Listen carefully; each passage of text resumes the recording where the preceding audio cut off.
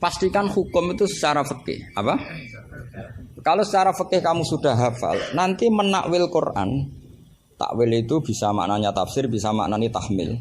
Nanti saya jelaskan. Itu pasti gampang. Misalnya begini. Muharramatun nikah itu ada berapa coba? Kan ada 7 yang bin nasab.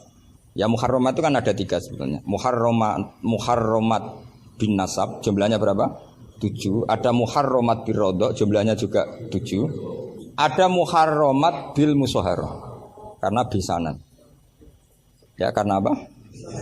Terus yang terakhir ada haram min haitsul jam'u tapi tidak min haitsun nikah. Ya haram min haitsul jam'u tapi tidak haram min haitsun nikah. Kayak kamu nikah mbaknya otomatis enggak boleh nikahi adiknya selagi masih sah dengan mbaknya. Makanya nunggu mbaknya mati jadi urutannya. Itu kalau mbaknya mati betul enggak tahu saya itu. Semoga enggak karena apa-apa takdir. Tapi kalau adiknya cantik mbaknya jelek kok mati dulu. Itu kasat reserse bisa nyelidiki itu. Ya itu ya kita pastikan begitu dulu. Ya itu pastikan. Sehingga kamu hafal muharramat bin nasab kalau menurut bahasa Arab itu ada 7. Yaitu siapa?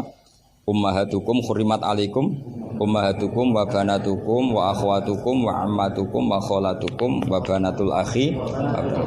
Jadi kalau orang Arab bilang itu 7. Tapi kalau orang Jawa cukup 4. Apa? 4 karena orang Jawa hanya ngitung ibu, putri, saudara, bule hanya 4. Karena orang Jawa bule dari bapak atau ibu namanya juga bule. Kalau orang Arab bilang dari bapak ammah, dari ibu khola, maka menjadi 5. Orang Jawa hanya bilang keponakan, apa? Keponakan. Orang Arab bilang banatul akhi, banatul ukhti. Jadi kalau orang Jawa bilang lebih simpel karena ammah sama ya karena sama ammah sama khola dihitung 1 ya kan?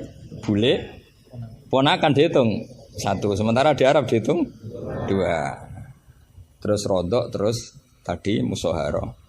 Terus min haisul jam'u. Kita ketika ngaji takrib, jam'u itu diteruskan. Tidak sah menjam'u baina mahromaini. Tidak diresaksikan bainal ukhtaini, tapi baina mahromaini. Tidak boleh menikahi perempuan yang ada hubungan mahram. Pengandaiannya gimana? Imro'atani sing law furidot ikhdahuma dzakaron tidak boleh nikah. Jadi yang dikatakan 2 mahram apa? 2 perempuan yang andekan salah satunya lelaki tetap haram nikah. Berarti misalnya apa? Mbak sama adik, andekan salah satu lelaki kan enggak boleh nikah. Keponakan sama bule, andekan sang satu lelaki kan enggak boleh nikah. Perempuan dengan mbahnya, andekan salah satu lelaki kan enggak boleh nikah. Nah, tapi Quran hanya ngendikan wa antasma'u bainal ukhtaini illa ma qad salaf. Tidak boleh mengumpulkan 2 saudara. Andai kan Anda terjebak tekstualistik, maka Anda hanya mengharamkan jam'u bainal ukhtain. Dan itu bahaya betul secara fikih, kriminal besar. Ya. Karena kamu berarti menghalalkan orang menikahi perempuan berbarengan dengan bulenya. Kadang kan bulenya juga masih cantik. Iya, atau misalnya yang kamu nikahi umur 17, 18, bulenya umur 30. Terus cantik bulenya. Terus bulenya sekalian gitu. Atau nikahi bulenya terus ponakannya cantik. Kalau sama banyak kayak enggak ya.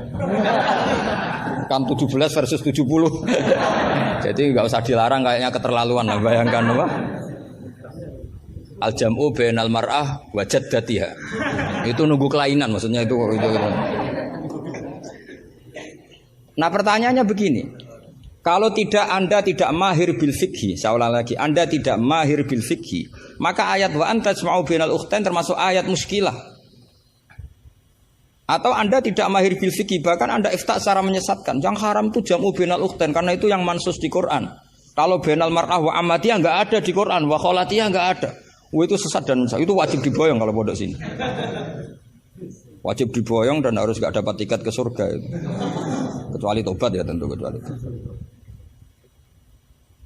Maka ajaran kita enggak boleh orang terjebak tekstualistik, harus ada ilmu usul fikih. Nah, barokahnya kamu hafal fikih tadi. Maka ayat wa antasma'u bainal ukhtain kamu fikih ini min itlaqil ba'di wa iradatil kul. Jadi ketika Allah mengatakan ukhtain adalah melafatkan ba'dun min afrodil muharramat tapi wa iradatil kul. Jadi ukhtain bukan dengan makna 2 bersaudara tapi fardun min afrodil jam'i bainal muharramat. Dong ya. Ya sudah. Jadi coba artinya kamu bisa maknani itu karena kemahiran dalam fikih sehingga tidak terjebak bainal ukhtain. Makanya zaman Nabi Sugeng itu sudah menambahkan wala bainal mar'ati wa ammatiha wala bainal mar'ati wa khalatiha. Tapi Nabi memang enggak menambahkan wajaddatiha. Karena Nabi tadi itu tahulah kalau itu hanya orang enggak waras yang bayangkan. Kan enggak usah dilarang juga pasti orang enggak akan melakukan itu lah. Kan misalnya yang kamu nikah kan rata-rata umur 20, mbahnya umur berapa coba?